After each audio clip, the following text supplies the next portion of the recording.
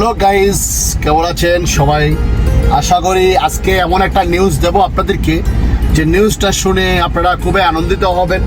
আমি কিছুদিন আগে একটা ভিডিও বানিয়েছিলাম, ভিডিওটা আমার এখানে পেজে রয়েছে।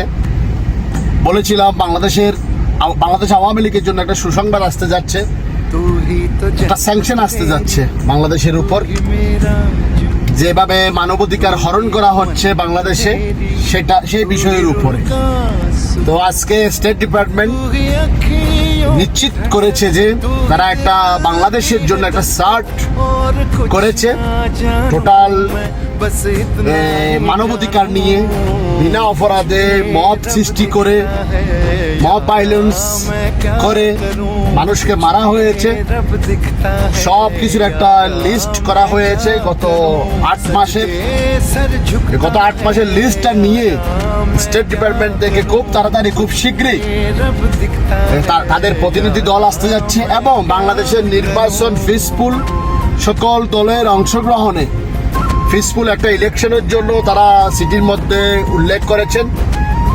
এবং আরেকটা বিষয়, বাংলাদেশ আওয়ামী লীগের নেতাকর্মীদের যেভাবে 5 লক্ষের অধিক বাংলাদেশ আওয়ামী লীগের সমর্থিত নেতাকর্মীদেরকে যেভাবে জেলের মধ্যে বন্দী করা হয়েছে এবং তাদের উপর নির্যাতন করা হচ্ছে, বিনা অপরাধে জেলের মধ্যে তাদেরকে হত্যা করা হচ্ছে, সেটার উপরে একটা প্রতিবেদন আসতে যাচ্ছে।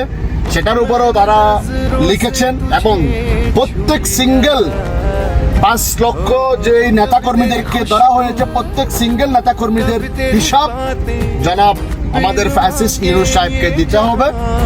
এই বিষয়ের উপর একটা স্যাংশন আসতে যাচ্ছে।